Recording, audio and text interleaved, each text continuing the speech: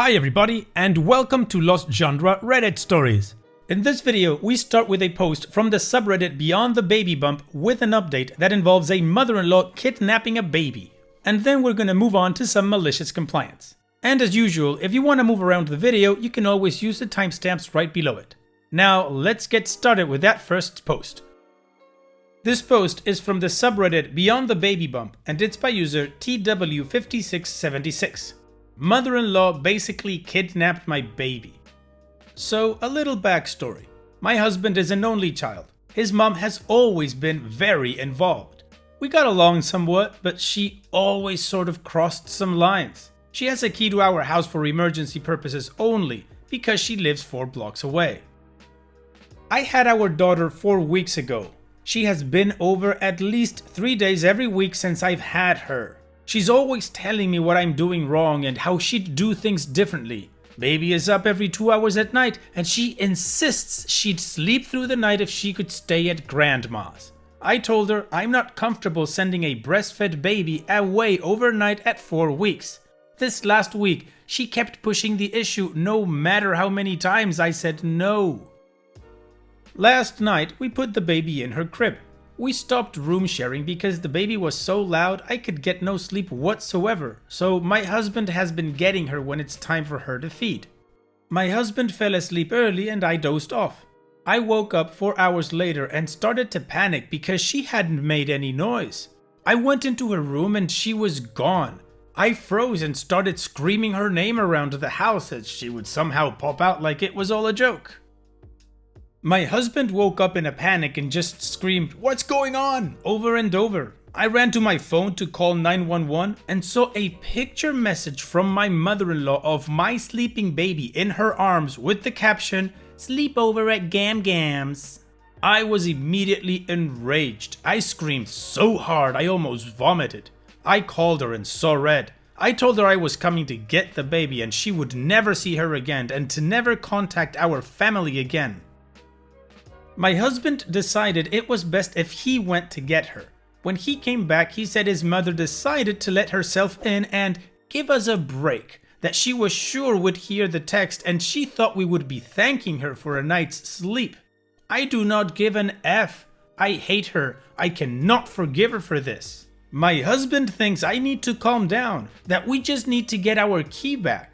His lack of urgency about the situation makes me want to divorce him. We have never had any issues before this, but this feels like a deal breaker for me.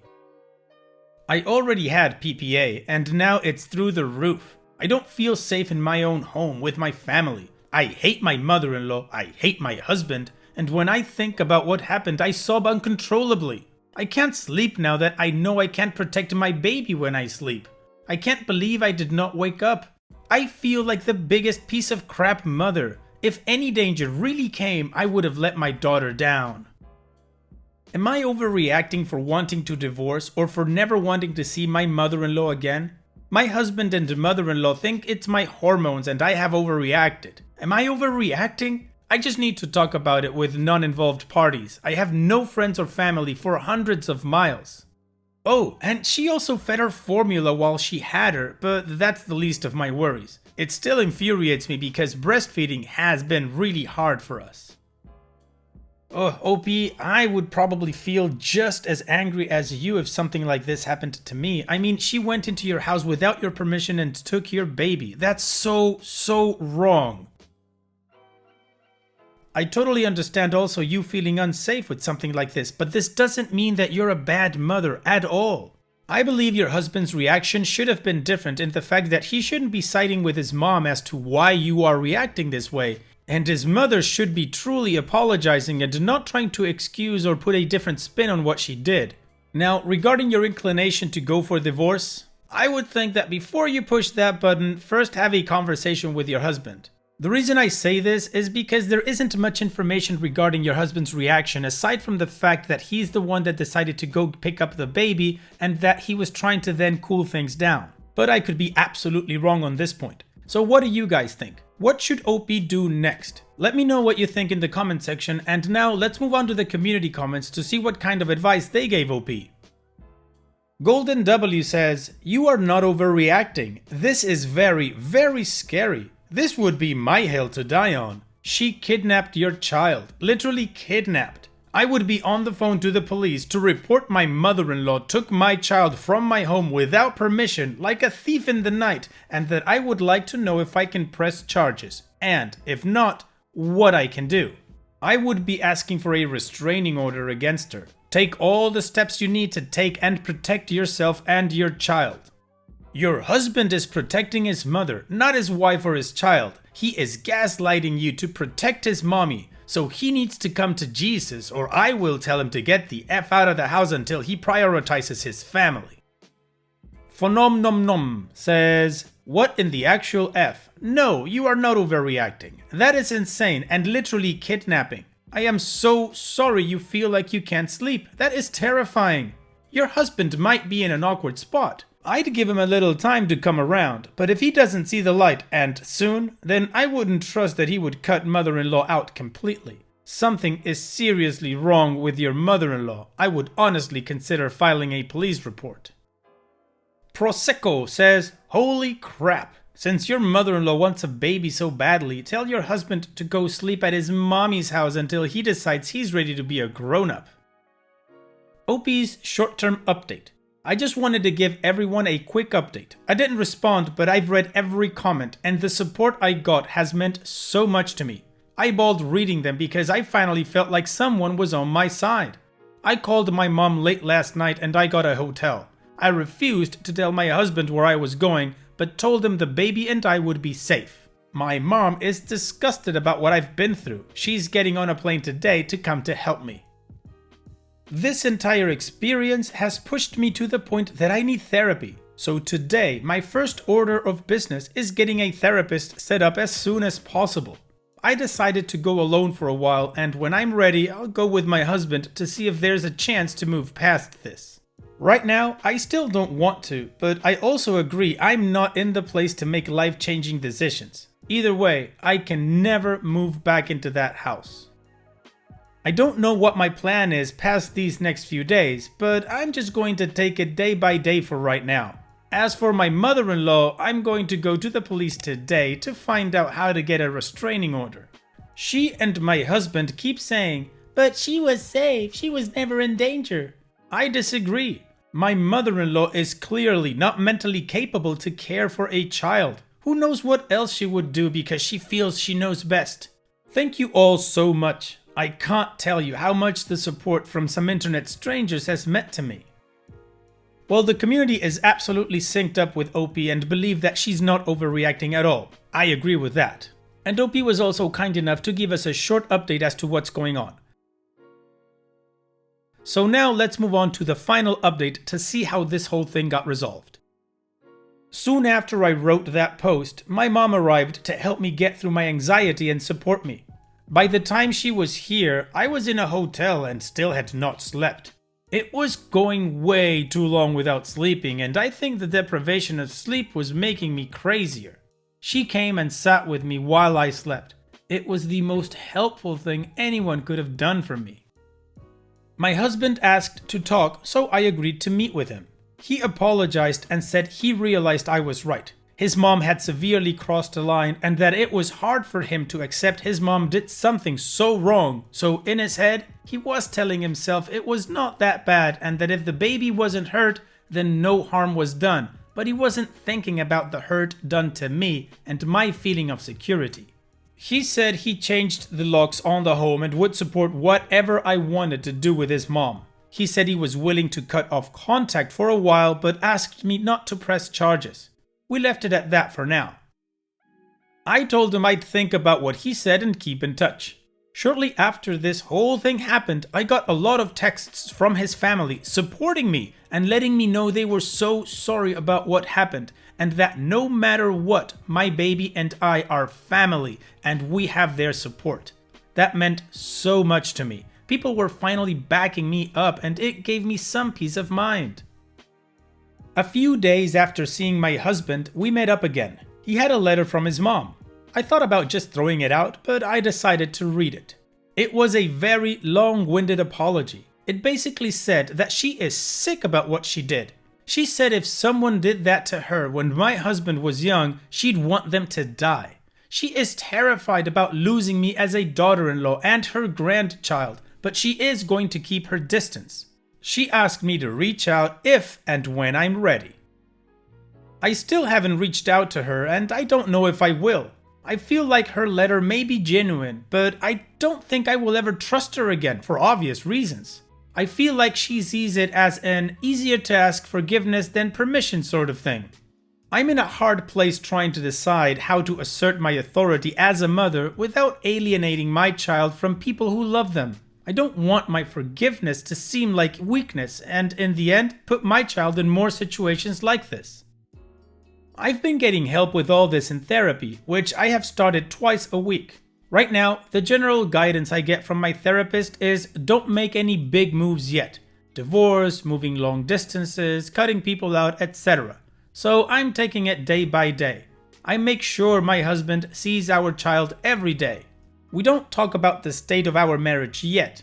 I told him when I was ready we will talk. He's respected that, and it's made a huge difference in the hope I have for our future. So that is really it. There weren't really any dramatic blow-ups or legal action. There are still a lot of unanswered questions for me, but this time has been one filled with self-discovery and support from a lot of unexpected places, and for that, I am incredibly grateful. Well, OP, even though the matter is not yet solved, I'm going to take this as a positive update. You are very far away from your network, but his whole family came to support you, and that's huge. Also, your husband is respecting your space and what you need to do, and he's not pushing anything. He's just ready for you when you are. And your mother-in-law apparently sees the horrible thing that she did and is very sorry about it. Now, regarding moving forward and forgiveness, I think what you're doing is right. Just take one day at a time and make decisions with the guidance of your therapist. On that note, I'm just going to wish you the best and hopefully you make the right decisions for your family. Take care, OP. And now, we move on to the next post. This post is from the subreddit Malicious Compliance, and it's by user Araiven. Sorry ma'am, of course your son can try the 7M SHU hot sauce. I work in a hot sauce store in a busy outlet mall. We're a well-liked, locally owned business and have many local returned customers. But at this particular location, we also get a lot of tourists who are curious about our challenge items, or Hot Ones products. We have a large variety of samples available every day, literally like 100 hot sauces, 50 plus barbecue wing sauces just out on the table, and we can pull another 50 plus bottles or so from the fridge if one's open. Every so often we get people who come into the store and ask to try the hottest sauce. They love jalapenos in their burritos and have eaten habaneros straight, and they're ready to enter the ring, swallow some sauce, and get the admiration of a couple of friends and bystanders at the cost of a stomachache. We usually try to guide them to the 10th hottest sauce in the store, burn them with it, and move on to something mild or medium suited to their taste. Today, while I was selling items to people who were actually paying for things, a 10 or so year old boy enters the store. I always get weary when children enter the store alone because it is full of glass bottles. They usually dart straight for the shelves and pick something up, but this child came barreling towards me like a bullet. While I make change for the couple buying some sauce, he calls out to me, "Excuse me," in a horrendous whiny pitch. I ignore the rude interruption and continue my conversation with my customers. He parrots it again, 12 times or so back to back as I thank these people and get them out of the store. Finally, I turn to him. "How can I help you? Where the F are this kid's parents?" "Hi, can I try the hottest sauce in the store?" Not this crap again. I'm not dealing with this, not with a 10-year-old kid. I explained to him that the hottest sauce on the table is Hellboy, Right Hand of Doom. It's spiked with a 6.66 million Scoville extract, and honestly, if you're not experienced with this kind of stuff, more than just a tiny bit can really mess up a good part of your day. Take my word for it.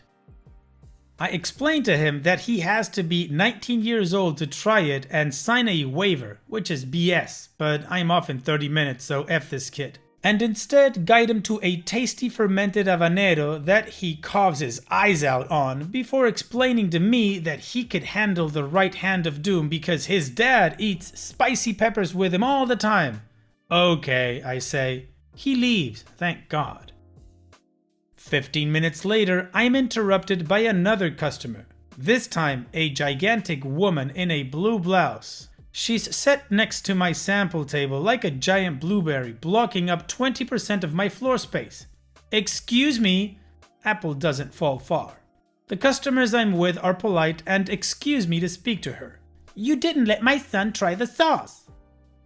I explained to her that it has extract in it several hundred times hotter than anything he has ever eaten, and that it could cause him severe discomfort, and that I will not let him try it in my store.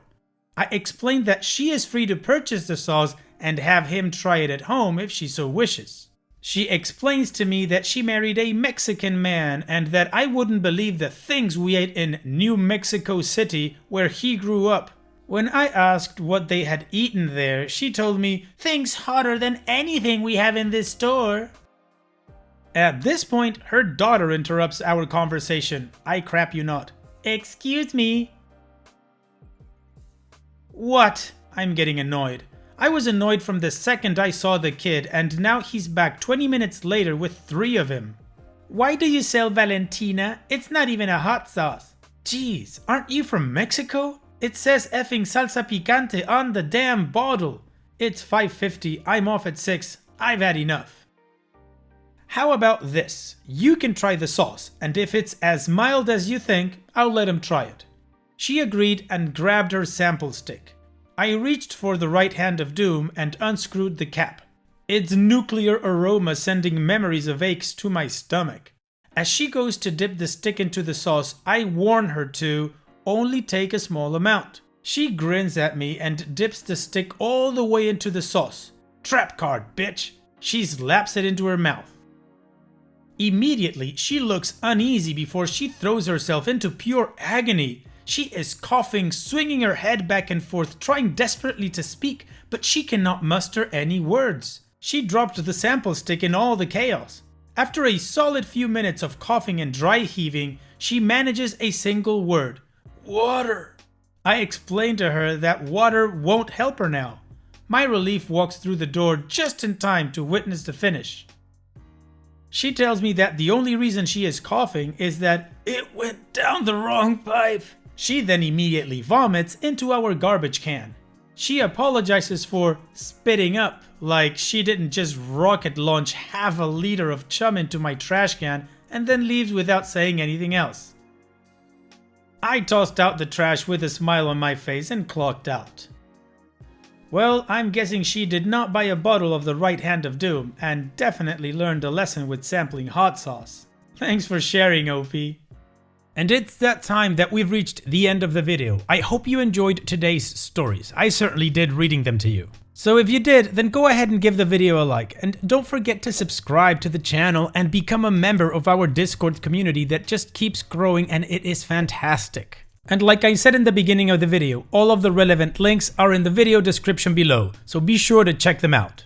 And finally, I'd like to thank you all for taking the time to watch this video. It really does mean a lot to me that you guys enjoy this content, so thank you once again.